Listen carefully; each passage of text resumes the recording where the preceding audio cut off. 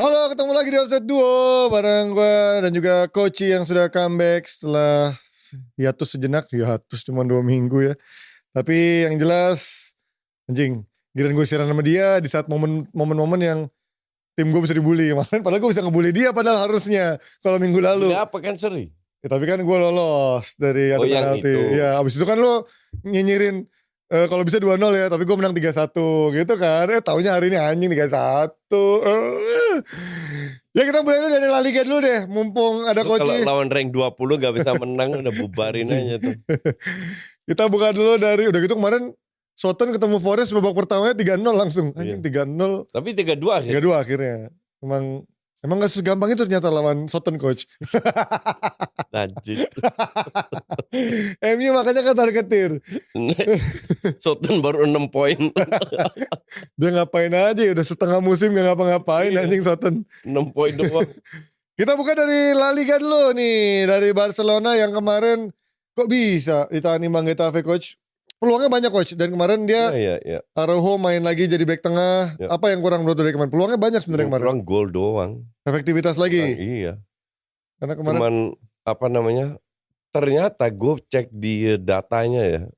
Barca itu susah menang di Getafe. Iya. Itu 3 tahun terakhir gak pernah menang kalau gak salah. Iya, di kandang. Di kandang Getafe ya. Iya. Gak ngerti juga kenapa. Padahal ini tim ya biasa aja. Cuman ya inilah bedanya Barca sama Madrid. Madrid, Vini disuspend kan? Gak ada Vini, masih banyak bisa stok. Barca gak ada Lewin, gak ada Rafinha, gak ada Lamin. Siapa lo mau pasang? Olmo aja dengan penuh huru hara baru bisa didaftarin. Iya kan? Jadi gak make sense kalau berharap banyak sama Barca. Udah nikmati aja lah Barca. Selama Barca kesulitan dalam keuangan belum diatasi, ya gak bisa beli, gak bisa apa, susah gitu loh. Susah bersaing. Karena tim yang bisa perform itu harus benchnya harus bagus. Ya ditambah memang kemarin gue juga sempat bilang kan, waktu kemarin di Piala Super Spanyol, ini kok bisa sangar banget. Tapi memang main-main ini, gue gak, dari awal musim gue bilang gue gak bisa melihat bagaimana beda. Lu main di Super Spanyol, Madrid gak parkir bis. Oh iya betul. Iya. Makanya kalau tim seperti ini main di di piala seperti ini akan kelihatannya beda ketika dia main yang long run. Iya. Karena long run lu orangnya banyak, lawannya banyak, cara mainnya beda-beda dan banyak yang tim-tim kecil mainnya lebih counter kan. Iya. Dan kalau lu parkir bis, itulah kenapa Madrid lebih sering menang lawan tim parkir bis karena dia punya skill individu. Yeah. Barca paling Lamine Yamal doang. Rafinha bisa lah. Rafinha kan dia emang skill individu kan. Cuma 2 doang. Iya, sisanya lebih ke teamwork kan mainnya. Pedri, Xavi. Jadi emang agak kesulitan ketemu tim-tim parkir bis. Iya, dan ditambah. Tapi bukan alasan untuk gak menang menurut gue ya. Dengan squad yang ada harusnya bisa. Kemarin sih menurut gue harusnya menang sih. Iya. Karena peluangnya banyak juga. Dan golnya kan juga cuman kayak gitu doang sih Aranberry itu kan. Betul. Koundé. Enggak, yang golin si Getafe-nya kan si Aranberry itu. Jadi iya kemarin menurut gue lagi off day-nya semua tuh. Lamine Yamal, Rafinha, Ivan Lewandowski kemarin lagi gak bagus dan tengahnya. Ya, tapi lu cuman ngandelin ya 3 pemain itu. Iya. Yang lain nggak bisa diandelin. Beda sama tim kayak Liverpool lah contoh. Liverpool punya Gakpo, Luis Diaz, Jota, Nunes, Salah. Ya. Jadi kalau pasang 3, kalau nggak perform ya masukin satu. Kayak Nunes kemarin bisa cetak gol di injury time. Iya. Itu akhirnya ini ya di saat dia lagi diisuin mau cabut, taunya bisa memberikan kontribusi ya. Tapi ya menurut gue sih sayang sih kalau dia dilepas karena 5 pemain ini menurut gue bagus buat rotasi ya kalau buat Liverpool kan. Sementara kalau si Barca ini, Ansu Fati kemana coach menurut lo? Kan dia udah dicoba sebenarnya kan, tapi dia kayaknya udah gak bisa nembus lagi. Setelah cedera itu udah gak bisa balik lagi. Agak aneh sebenarnya. Karena orang yang cedera itu kan banyak, bukan dia doang. Somehow dia gak balik lagi tuh, bener-bener aneh nih. Karena even dia kemarin ada di bench aja sebelum-sebelumnya udah gak kepake lagi gitu. Iya. Lebih milih pakai yang lain, Ferran Torres lah, Olmo lah. Pemain muda lah. Ya, pemain muda, Pau Victor. Jadi ya betul. Kayak agak aneh gitu. Ya ternyata even dia dengan cara main yang sudah cocok dengan gayanya pun Hansi Flick ternyata gak membuat dia bisa berkembang juga di Barcelona. Nah, sementara dari Barcelona kita juga melihat ada tim yang kemarin rentetan kemenangannya beruntun, kalah juga. Atletico Madrid lawan Leganes coach. Lawan this kind of things happen karena jadwalnya schedule yang padat. Tapi kan justru baru start lagi coach, liga coach dia. Iya. Ya kan harusnya dia nggak terlalu mengganggu dari sisi belum panas atau gimana. Nah itu mungkin kalau belum panas masuk akal. Karena ya itu gue nggak melihat harusnya mereka kalah lawan Leganes. Tapi ya ini sepak bola nggak bisa lu prediksi pasti menang di atas kertas. Iya betul. Newcastle dibantai sama Bournemouth itu. Betul. Newcastle 4 match terakhir bagus banget loh mainnya. Iya. Tapi Bournemouth itu juga bagus kan. Iya. Ya Bournemouth di bawah Iraola menurut gue emang nggak bisa remeh kalau ini kan Leganes cukup jauh gitu secara jarak tuh peringkat 15. Kayak MU lah ini. Justru ini indahnya sepak bola nggak bisa diprediksi. Bedanya kalau Leganes ya kita tahu Leganes timnya orang-orang sawah gitu kan. Kalau MU kan pemain-pemainnya bintang, gaji mahal, peringkat 15 ya wajar kalau dia sesekali. Peringkat berapa? Sekarang 13, 13. 13, minggu lalu 12, turun 1. 13. Kan gue udah bilang, targetnya gak degradasi musim ini coach. Tapi juara Europa League sama juara FA Cup, udah itu aja menurut gue. Mimpi mah boleh kadang-kadang. Tapi gak masuk akal lah. Gue bilang berkali-kali sama fans MU, orang masih ada yang ngarep ke Eropa. Gak masuk akal menurut gue. Ntar kita bahas MU, fokus. Ya kan, kita fokus dari La Liga dulu ya. Oke, dari ini Atletico Madrid membuat akhirnya jalan, tadi yang seperti dibahas sama Koci, even gak ada Vini, Real Madrid, Mbappe bahkan nyaris hat-trick kemarin. Ya. Ini lo ngeliat Madrid ya emang skillnya ini bisa juara lah musim ini kan. Juara. Walaupun lo di awal sebetulnya udah agak sedikit optimis ya Barcelona bisa mengejar ya. Semoga Barcelona, tapi ternyata ya pada saat mereka gak perform gak ada pelapisnya. Nah itu yang membuat Barca susah untuk konsisten. Nah itu yang makanya gue di awal kan musim sempat bilang sama lo kan, kalau gue gak yakin Barcelona ini bisa mengarungi satu musim konsisten karena gue gak melihat kualitasnya tuh pertama in-depth-nya cukup, kedua main-main muda ini belum terbukti bisa bermain konsisten. Bukan pemain muda, justru Lewandowski yang gue bikin gue kecewa. Ya, tapi kan kalau dia kan udah tua, ketika dia nggak ada, siapa yang bisa step up kan itu? Ya, kan nggak yang sekarang yang jadi masalah kan gol. Ya. Lu bisa salahkan pemain muda kalau nggak ada peluang. Peluang kan banyak. Peluangnya banyak. Sekarang finishingnya aja. Efektivitasnya. Iya. Jadi gue bukan salah Casado lah, Pau Kubarsi lah atau Pedri, Xavi enggak. Justru depannya Barca itu terlalu tergantung dengan 3 pemain ini. Iya. Gak ada penggantinya masalahnya.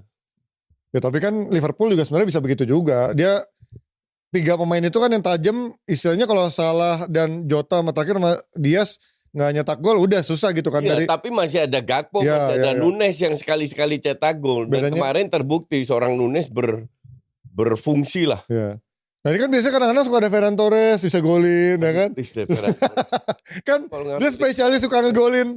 Ajaib gitu super sub. Jarang juga dia cetak gol. Tapi ya itu karena gue bilang kok Lewandowski udah ketuaan. Bahkan musim lalu gue bilang ini habis nih Lewandowski.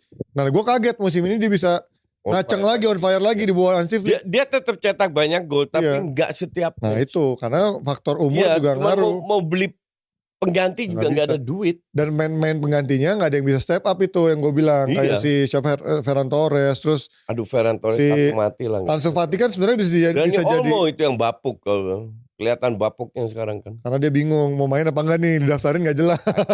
Emang ini pemain biasa-biasa aja. Kalau lagi on fire ya orang semua, dari dulu gue bilang ini pemain biasa aja. Dia tim player sih coach. Karena menurut gue Xavi pun juga pemain biasa aja gitu. Dia bukan yang Pedri pun menurut gue jago. Gampang ngerusak defense dengan etos kerjanya dia. Iya tapi kan kalau untuk kontribusi spesial gini bukan game changer kan sebenarnya. Bukan pemain yang bisa cetak gol. Betul. Kurang banyak pemain yang bisa cetak. Nah itu Pedri juga nggak bisa kan. Sejago-jagonya Pedri itu dia bukan Iniesta gitu. Create peluang. Iya. Gak lah jauh lah sama Iniesta. Iya makanya menurut gue tuh kayak Casado, Xavi dan Pedri ini jago, tapi mereka jago as a team unit gitu. Tapi untuk menambahkan added value, golin atau assist agak kurang menurut gua. Assist mungkin masih ya, cuman finishingnya itu terlalu tergantung sama Rafinya, Lewan sama Yamal. Nah kalau Madrid menurut lo kemarin udah nyaman nih dengan sekarang. Harusnya sih Madrid. Mbappe-nya udah nyaman lah sekarang ya, dia bisa dapat keleluasan lebih banyak. Ya harusnya. Dan ya kayaknya dengan sekarang Vini ada, Mbappe sekarang udah bisa dapat tempatnya. Rodrigo kan kemarin tahu dia banyak jadi pelayan buat Mbappe, ngasih crossing buat Mbappe, dan harusnya kemarin Madrid harusnya golnya lebih banyak ya. Mbappe harusnya bisa 4 gol, Rodrigo harusnya bisa nambah, Brahim Diaz depan gawang malah nggak masuk. Bellingham yang sekarang kayaknya harus nurunin egonya untuk bisa nyetak gol dari seperti musim lalu, karena dia kayaknya lebih banyak sebagai Bellingham di posisi ini posisi dia, bukan taruh di sayap kiri. Iya. Ya ini udah posisi dia yang mau nggak mau kita harus melihat dia ini posisi dia bukan sebagai pencetak gol atau game changer ya. Iya. Nah kita lihat dari La Liga kita pindah ke Premier League. Serie A enggak? Serie A nanti belakangan. Serie A dulu nih. Serie A dulu lah. Gimana lihat Serie A kemarin ada Juve ketemu Milan coach. Milan kan di bawah Conceição abis pakai cerutu goyang-goyang. Gini. Liga di mana pemain kayak McTominay sama Tavares bisa main sebagai starter. Terus McTominay berada di rank 1 dengan Napoli, Tavares Lazio berada rank 4, something wrong dengan liga ini. Serius. Lu tau betapa hancurnya Tavares di Arsenal kan? Iya. Tapi ini kan starter di Lazio loh. Tapi Tavaresnya kan di era Tavares yang masih Arsenal yang masih enggak. Ini benar-benar hancur Tavares. Terus McTominay, emang kita baru lihat McTominay main setahun. Iya. Tapi mendadak bisa jadi keren. Tapi menurut gua McTominay, kalau gua bukan ngebelain ya, tapi McTominay menurut gua di antara gelandang-gelandang MU sebenarnya masih bisa dipakai daripada Eriksen gitu, yang di polanya Amorim menurut gua udah gak bisa kepake.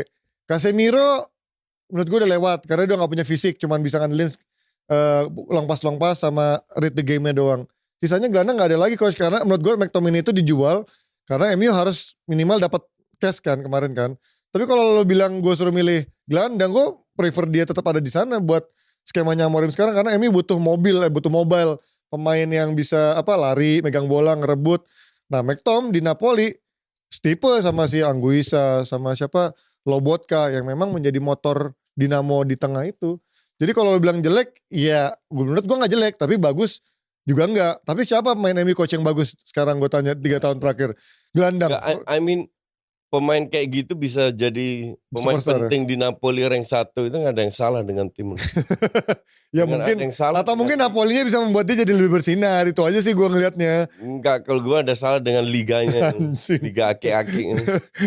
Karena gue ngeliat ya Napoli kan even gak ada Osimhen, gak ada Kvaratskhelia, gue ngasih tribut buat Conte sih, apresiasi buat Conte. Dia bisa mengangkat main-main yang gue bilang anjing, Juan Jesus aja lu udah dibuang Inter, dibuang Roma, di Napoli sempat jadi cadangan, sekarang malah jadi main utama. Terus si siapa Di Lorenzo musim lalu sebelum eranya si Conte udah mau dibuang, bahkan Conte bilang gue mau tetap dia stay di sini. Hebatnya dia bisa membuat Lukaku tapi Lukaku bisa bersinar men. Iya itu dia. Makanya. Nah cuman kita lihat paruh musim ntar nggak ada Kvaratskhelia. Gak ada Osimhen, dia masih bisa perform lah. Nah gak ada Kvaratskhelia, lihat beberapa match ke depan. Ada McTominay yang semakin bersinar kayaknya. McTominay, aduh ampun. Gue pikir kemarin Atlanta akan menang lagi loh, karena di pertemuan pertama kan menangnya cukup telak ya 3-0 apa 4-0. Kalah kemarin. Tapi kemarin Atlanta nyata gak bisa, sempat unggul soalnya kan. Atalanta. Retegi kemarin yang nyetak gol di awal, ternyata bisa dibalas 2 gol. Terus Lokman bisa nyetak gol. Lukaku terakhir bisa nyetak gol. Ya sayangnya Inter gak bisa naik sih. Tapi dengan ini gue melihat Atalanta 1 kan? Masih 2. Kan beda 1 game. One hand game. Oh ya. Itu one hand game. 47-50. Ya kalau menang kan rank 1. Rank 1 tapi angkanya sama. Bedanya dia golnya lebih banyak. Selisih golnya lebih banyak. Itu ngaruh juga kan. Napoli. Tapi ya gue cukup kaget sih Napoli bisa ada di sini dengan Conte dan pemain-pemain yang udah cabut. Apalagi Kvaratskhelia juga cabut. Keren. Juve gimana coach? Tapi kita lihat ntar lah.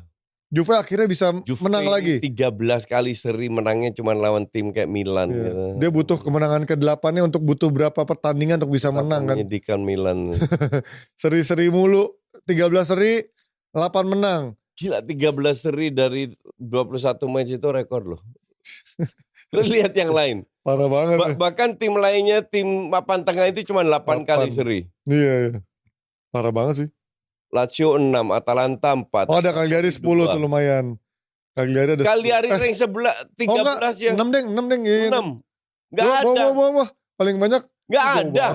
Gak ada 2 digit Juve doang. Iya benar-benar Juve doang 13. 2 kali lipat dari tim-tim kasta bawah, kasta tengah. Tapi kaget gue kemarin dia bisa ngalahin Milan loh. Enggak, kenapa kaget? Emang lu Milan tim hebat. Karena kan Conceição kemarin Ya terus apa? lagi bagus coach mainnya. Lagi bagus itu biasa honeymoon period. Berapa match ke depan bagus habis itu hancur lagi. Tapi Juve kan jelek berapa pertandingan terakhir. Gitu-gitu aja gitu gak ngegolin Ya susah. kalau gitu Milan lebih jelek lagi. Coba lihat kemarin Vlahovic tuh gak main kan di starter kan. Enggak. Nah baru masuk babak kedua. Even menit 83. Dijual katanya kan. Lagi bau dia coach lagi pula. Lagi jelek mainnya. Vlahovic. Tapi Nico Gonzalez juga lagi menurut gue musim ini gak sesuai harapan. Beda banget sama dia di Vio, jago banget. Terus siapa? Nico Gonzaleznya Barca bukan? Bukan. Beda. Bukan ya? Itu yang gelandang. Kalau ini winger. Oh. Argentina ini. Itu kan Spanyol. Ya. Itu mah agak blow on aja Nico Gonzalez Barca. Ya, Ini mah ini jago nih. Di Juve. Ini jago main bintangnya Fiorentina sama Argentina dulu. Oh. Terus ya kemarin Tammy Abraham, Yunus Musa, lihat starting line apa? Kenan Yildiz, gue masih bisa melihat ini akan menjadi potensi besarnya buat Juve lah. Tapi memang dia butuh striker sih. Vlahovic ternyata nggak setajam itu menurut gue ya. Makanya kalau dia mau ke Arsenal ya boleh lah ke Vlahovic, kayaknya akan jadi striker yang biasa aja. Nian Isak coach menurut gue daripada Vlahovic mah. Enggak lah. Isak tuh jago loh gue ngeliat. Biasa aja, sangat tidak konsisten. Vlahovic sama, lo lihat lah Vlahovic. Kaku banget. Kalau di Arsenal akan jadi top. Kita lihat. Tapi gue kaget sih kemarin akhirnya Milan gue pikir akan lebih unggul dari sisi main-mainnya lebih cepet kan. Dan depannya kan, tapi sayangnya gue ngeliat ada Tammy Abraham. Ini ngeliat pemain ini gak akan kemana-mana sih. Contoh Tammy Abraham. Gak akan kemana-mana. Dibuang di mana-mana tapi bisa main di Milan sebagai itu. Tapi gue kaget Milan dapat Kyle Walker. Ini sesuatu sih. Menurut lo dia potong gaji coach ya? Kalau Kyle Walker mau ke Milan. Ya, Emerson Royal. Kalau gantiin Emerson bukan hal yang susah. Tapi kan, gimana lu manja back kanan lu Emerson Royal? Tapi gue kaget. Apa yang membuat tiba-tiba Kyle Walker mau banting setir ke Serie A. Dan pasti dengan tawaran gaji yang di bawah dari yang simple. Cuaca lebih bagus. Oke. Dingin sana. Iya. Tapi ini orang Inggris. Dia udah umur 34. Iya. 34. Cari apa ya? Cari duit. Tapi kan duitnya di bawah City harusnya ini kan. Ya gak tahu juga. Gue gak melihat sesuatu yang apa ya bisa membuat meyakinkan Walker ke sini gitu ya. Emang Milan bayar dia itu berapa City? Gajinya kan gue belum tahu bayarnya berapa. Tapi gajinya sama coach. Tahu apa turun dari coba lihat deh. Gaji kemarin tuh gue baca gak dikasih tahu gajinya berapa. Kok bisa Walker ke Milan tiba-tiba? Nah coba artikel. Nggak ada di sini. Nggak ada di sini. Gaji Walker gitu lo tulis ya gaji Walker. Nah, tapi intinya ya gue sih nggak heran. Tuh 4 juta euro doang. Ya coach. Kan dia tahu liganya kayak apa. Dia bisa survive lah. Sebenarnya kalau dia mau pindah ke tim-tim kecil yang kayak apa ya Bournemouth gitu. Ngapain? Tetap keras liganya. Dia mau main lebih santai lah. Tapi duitnya tetap ada coach. Dan dia jadi pemain. Ada bisa bayar dia 4 juta. Karena menurut gue dia bisa coach. Bournemouth tuh hak siarnya gede loh. Enggak lah. Bournemouth tuh pendapatannya lebih gede daripada Milan per tahunnya. Ya, tapi income-nya lebih gede juga. Pengeluaran. Oh iya. Enggak, tapi Bournemouth itu dia kan minimal setahunnya dapat 100 juta dari hak siar kan. Jadi Milan aja nggak akan dapat setengahnya dari hak siar. Jadi gue merasa agak ada yang aneh nih dari Kyle Walker. Mungkin dia pengen main lebih santai. Atau mungkin dia ngamuk. Karena belakangan dicadangin. Rico Lewis yang main. Akanji yang main. Back-back lain yang Matheus Nunes yang main. Jadi kayaknya dia akhirnya melihat. Udahlah udah waktu gue dicabut. Dan akhirnya Milan datang. Mungkin cocok gitu secara convenience. Atau apa. Memberikan convincingnya seorang Kyle Walker. Dan akhirnya pindah. Karena gue gak melihat ada alasan. Kenapa Kyle Walker mau ke Milan. Di saat Milan juga lagi terseok-seok sekarang. Inter coach. Ini tim yang nggak begitu kelihatan mewah, tapi jago coach. Enggak lah itu kan mereka udah bertahun-tahun main hampir dengan komposisi yang sama, pelatih yang sama ya wajar lah mereka kompak. Itu autopilot kalau Inter main mah. Kecuali ya ini gue kadang-kadang masih melihat Zielinski. Iya ini kan masalah rotasinya masih agak ngeri. Iya masalah performa individual aja, tapi as a system kan udah kompak, mereka udah jalan. Pemain kayak Tarami yang baru gabung itu kan Zielinski itu kan tinggal adaptasi aja. Iya. Dan Carlo Augusto kemarin jadi back tengah. Calhanoglu mana? Nggak ada lagi cedera. Makanya 2 pertandingan terakhir kan agak-agak berat ya. Karena itu Aslani nggak punya pengganti yang sepadan untuk si Jadi Calhanoglu udah mengambil keputusan yang tepat, walaupun pas dia pindah Milan juara. Iya. Secara jangka panjang keputusan yang tepat untuk pindah dari Milan. Betul lah, dia bisa juara 2 kali di Inter, terus final Liga Champion walaupun gak juara. Kapan lagi dia bisa jadi final Liga Champions kan? Dumfries, Di Marco. Tapi gue melihat selalu permasalahannya ini, kedalaman Inter gak cukup bagus untuk main di 2 kompetisi yang berat ya, yaitu Liga Champions dan juga Liga. Betul. Begitu ada yang cedera, dia gak punya pengganti yang sepadan, selesai lah kalau main Liga Champions. Makanya di UCL tergantung undian nanti. Semoga undian dapet yang enteng biar dia bisa aman lah. Karena gue yakin dia lolos langsung ke fase selanjutnya. Kita pindah ke Premier League. Mana dulu nih anjing, males nih bahas Premier League. Apa yang terjadi dengan Arsenal, Coach? Gak ada. Gitu aja. Lo udah unggul.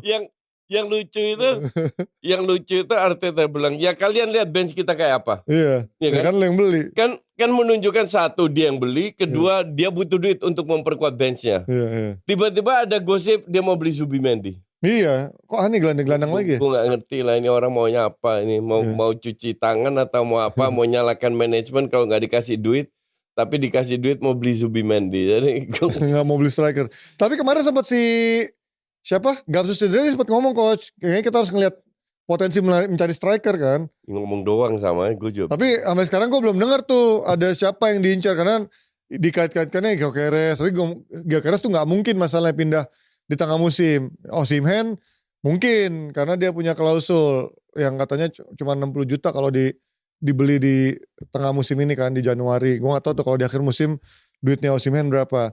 Tapi gue cukup kaget kemarin Aston Villa, gue pikir akan selesai nih Aston Villa. Tapi ternyata di akhir-akhir malah dia bisa ngejar Arsenal, Coach. Apa yang membuat kemarin switch off dari Arsenal, Coach? Menurut lo kebobolan? Apakah karena kemarin gak ada Saliba? Ya karena Partey bukan defender. Yang pertama itu kan salah Partey. Ya benar. Jadi bukan defender. Tapi kenapa Partey harus back kanan itu gak paham gue. Kenapa gak Timber yang back kanan, Kiwior main di tengah? Buat apa lo punya Kiwior? Iya. Tapi ntar kalau Kiwior bego lo kalau salah-salahin juga. Emang bego. Itu kan dia yang beli. Ya iya sih. Tapi kan buat backup kalau Kiwior sebenarnya. Backup aja sekarang Saliba cedera gak dipakai juga. Tapi gak ada tuh Kiwior, ada gak sih? Ada. Oh iya, dia gak dipakai. Ada gak dipakai. Kieran Tierney. Padahal dia yang beli kan. Iya juga ya. Kenapa gak dipakai ya? Ada Kiwior malah pakai. Gak ngerti gue Arteta maunya apa. Udahlah capek lah. Yang gue dukung ini kan bukan Arteta, Arsenalnya. Ntar beli striker itu jago lagi nih, beli striker. Ya kita lihat beli gak? Itu aja dulu. Ya, kita lihat. Semua pembelian kayak Sterling itu kan dia, Zinchenko yang udah 2 tahun gak dipakai, dia yang beli semua. Iya. Gapsus gak dilepas juga.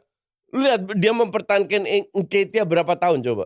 Lumayan 3 tahun, 2 tahun, 3 tahun lah. 3 tahun lebih. 3 tahun. Baru tahun keempat dilepas. Kan gila, lu gak bisa ngelihat apa kalau ini pemain bapuk. Itu dia, selalu penjelasan adalah dia selalu pengen mencari pemain yang bisa mengikuti dia gitu. Dia kayaknya takut untuk dapetin pemain yang dia belum kenal egonya seperti apa. Dia gak yakin. Ya susah juga. Iya, ujungnya lu beli pemain mediocre semua. Karena kan ada istilah kalau pelatih gak bisa memenangkan ruang ganti, pelatih gak bisa megang ego pemain, ya dia akan hancur juga kan. Sebagus-bagusnya Graham Potter, sebagus-bagusnya siapapun pelatih itu. Kalau gak bisa megang ruang ganti ya kelar juga dia. Betul. Tapi ya ini yang jelas seri rasa menang buat Aston Villa yang dalam belakangan juga lagi gak begitu konsisten. Dan kemarin golnya cukup bagus kemarin si Aston Villa tuh yang si Tielemans sih. Tapi Trossard kemarin harusnya bisa nyetak gol lebih banyak karena dia ada peluang banyak. Tapi ya itulah, Trossard kadang-kadang tajam banget, kadang-kadang gitu doang bikin PHP. Kita lihat dari City. Wah, City, Coach.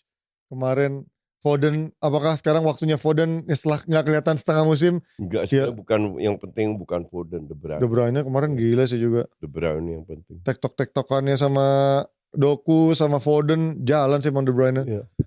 Pada saat De Bruyne jalan, yang lain ikut ketarik, lebih bagus. Ya, tapi ya biasanya kan De Bruyne, kadang-kadang gue ngelihat Foden pun ketika dia bisa bersinar, ya itu meringankan kerjanya De Bruyne, dan kemarin kelihatan banget. Dan kemarin gue gak ngerti kenapa Ipswich bermain sangat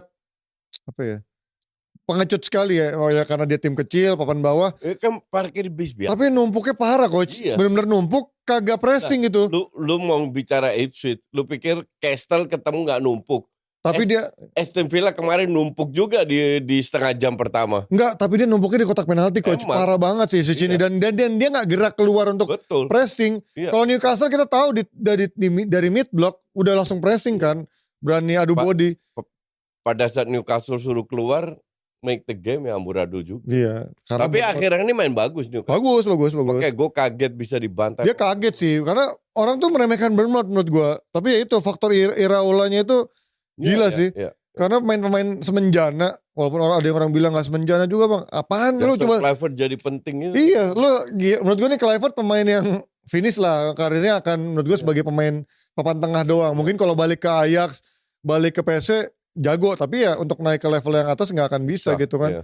Tapi di Bournemouth bisa kemarin begitu jago nyaris. Kemarin hat-trick kan dia. Dia starter loh. Sering punya peran penting loh dia. Dia di Bournemouth bagus makanya. Kemarin sama si Semenyo ini paling jago sih menurut gue pertama di Bournemouth itu Semenyo. Karena ini pemain yang secara skill ngeri banget. Terus kemarin Kluivert gak tahu lagi ngaco banget mainnya, bagus banget.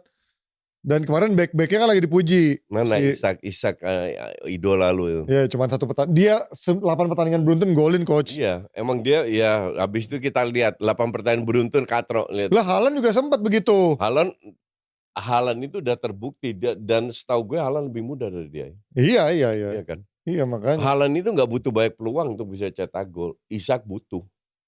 Enggak, kemarin di Newcastle kan bukan banyak peluangnya juga gak begitu banyak coach. Justru cara mainnya dia lebih counter reaktif juga. Gue bilang dia lagi agak wangi. Isak kan kita kenal Isak bukan dari tahun lalu dari Spanyol. Iya Sociedad kan dulu bagus tapi di Sociedad menurut gue.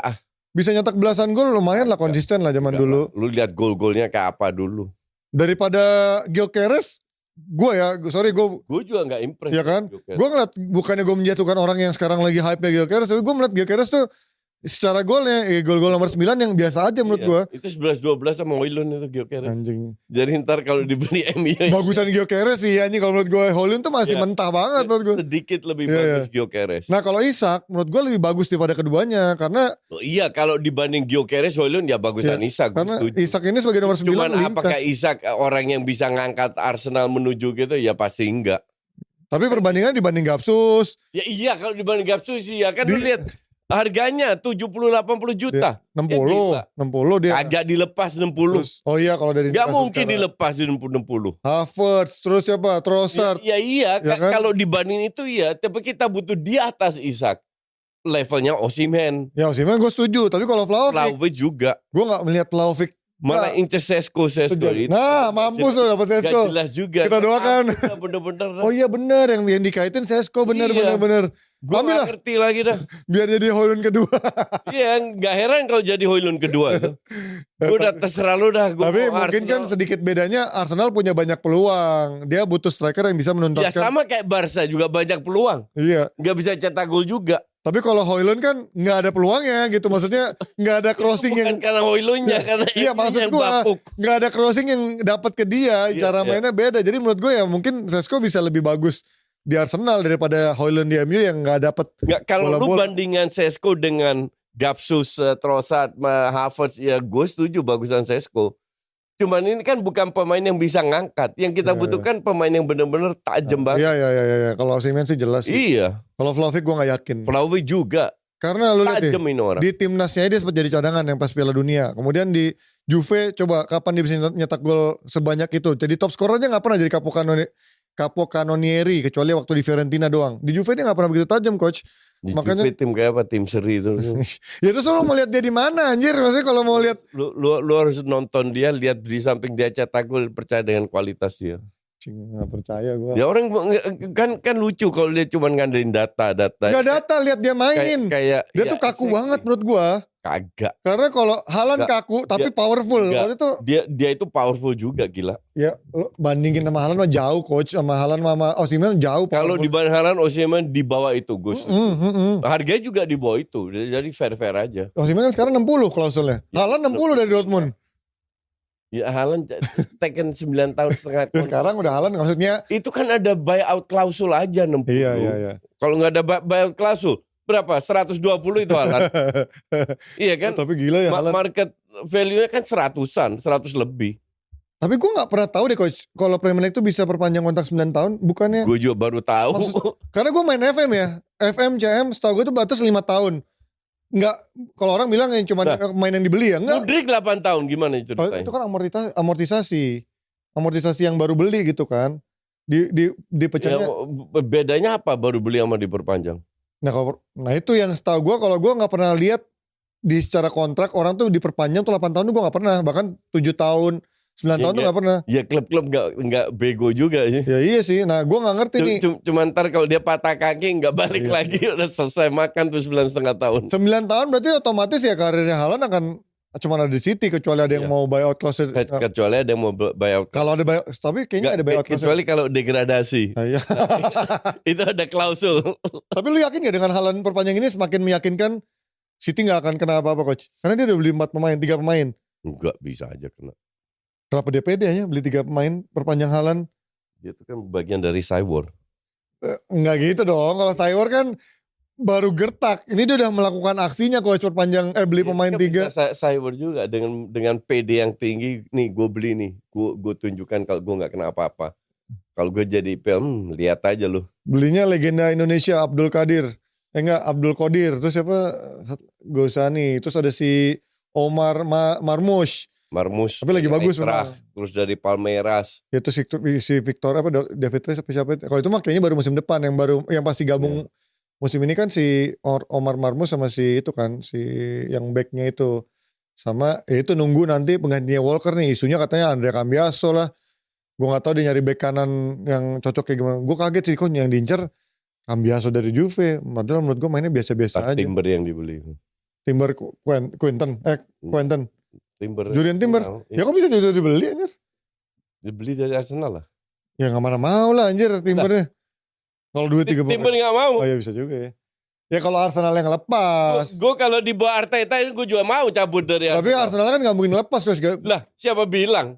Kecuali dibayar 100 juta.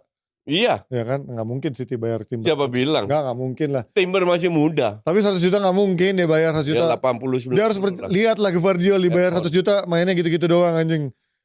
Ya orang-orang nah, itu kan dari luar. Kalau Timber kan udah terbukti.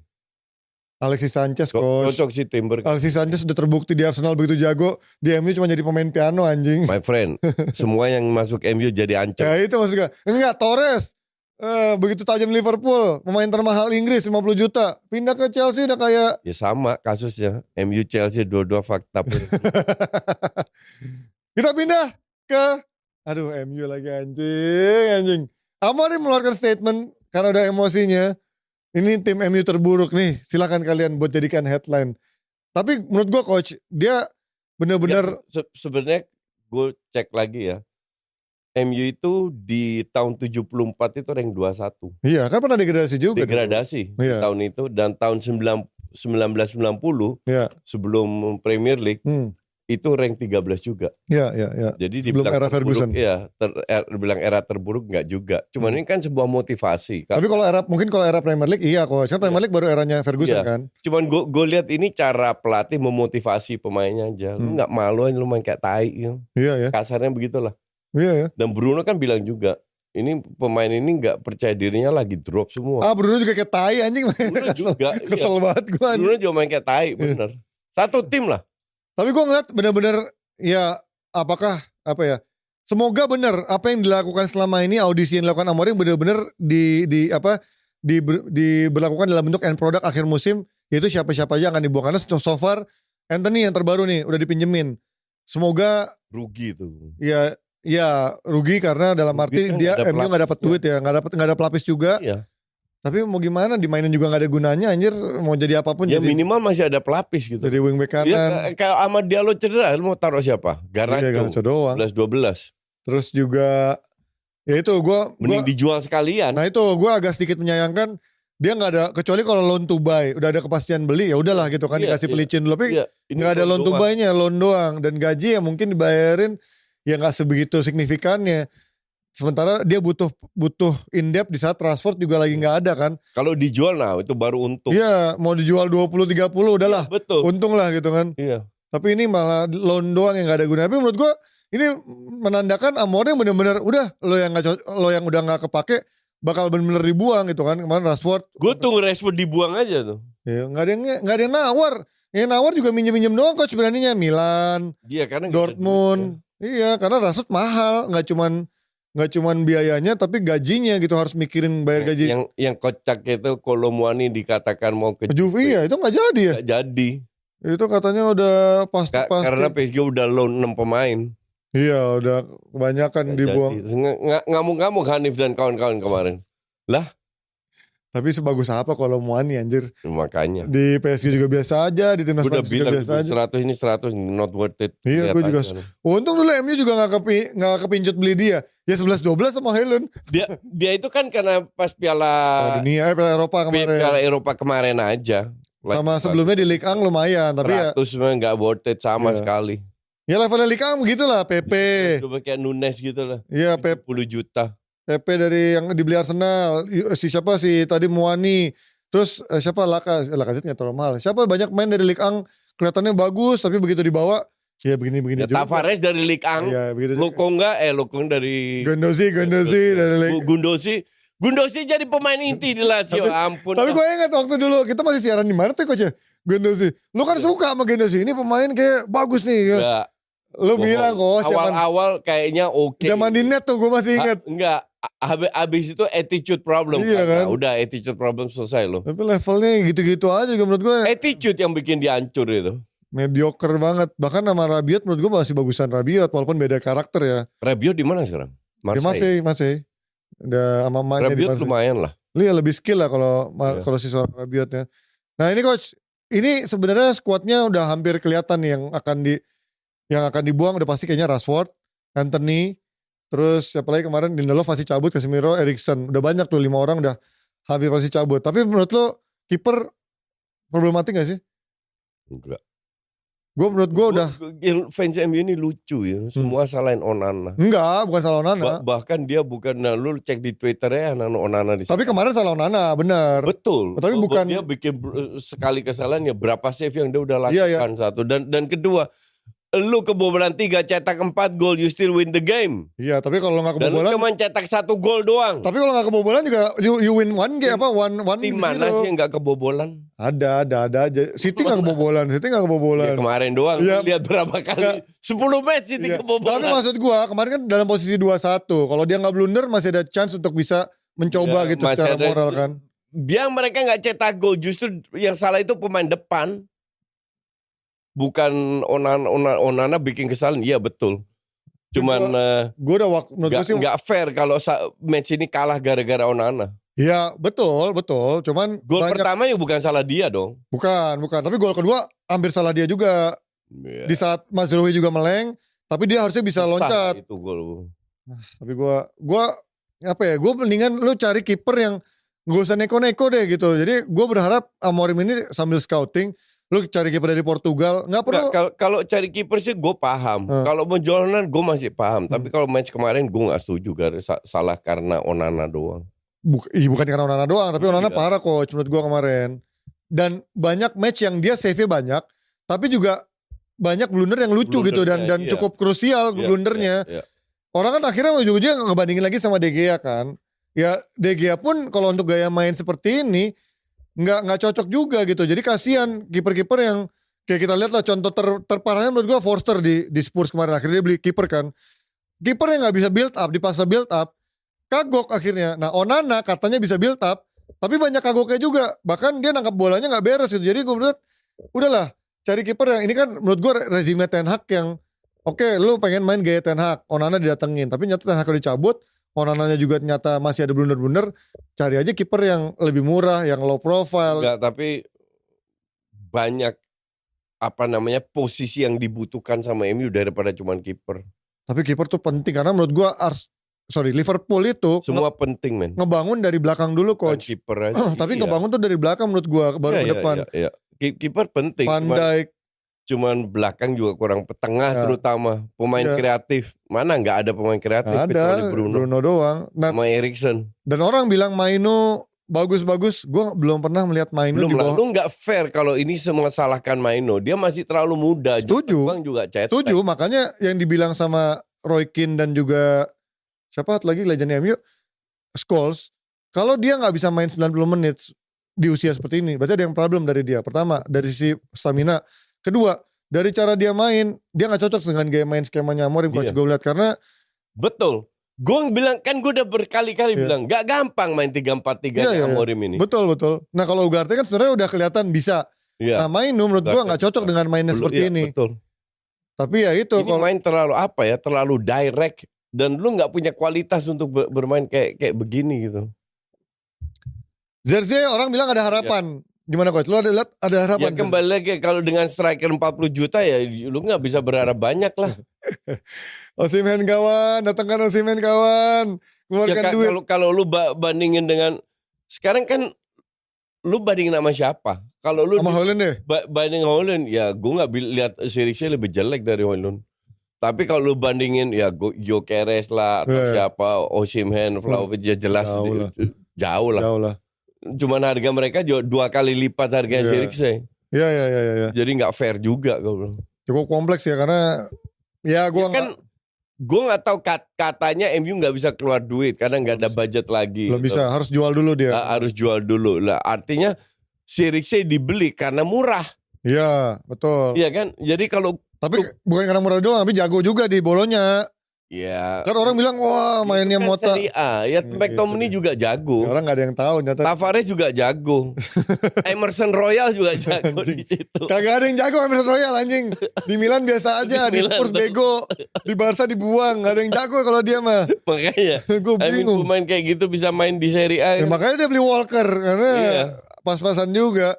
Tapi kalau gue ngeliat Zirkzee, oke, mungkin banyak fans MU bilang bisa dipakai bang.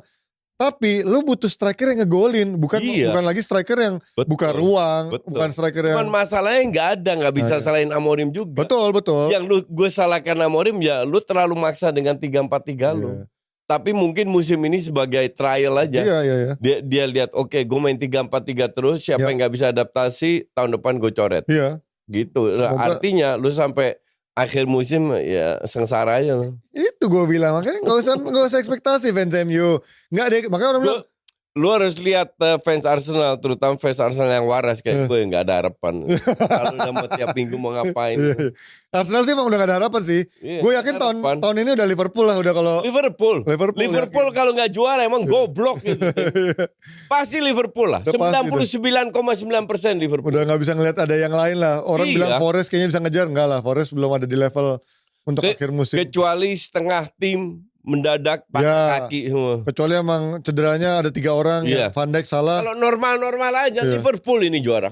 Susah lah kalau ngelihat City pun juga mau ngejar nggak bisa. Chelsea nggak sekonsisten itu. Arsenal juga nggak begitu konsisten. Forest kita belum tahu sekuat apa sampai akhir musim. Kalau City yang juara gue sembah itu City. Sehebat itu ya.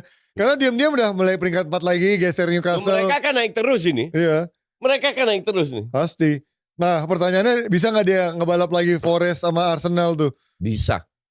Forest Arsenal enggak. Ujung-ujungnya peringkat 2 lagi ya. Enggak perlu butuh banyak effort untuk ngebalap mereka. Masih ada 16 match, selisihnya 12 poin dari Liverpool ke City. Sama City cuma 6 poin bedanya. Gampang. Iya ke Forest kan. Iya. Kalau Liverpool bedanya 16 poin dengan one hand game. Berarti kalau tambah 3, cukup jauh sih kalau City sama Liverpool. 15 poin kalau misalkan City sama Liverpool 15 poin. Kalau Liverpool yang menang 1 game lagi kan 2-2 kan.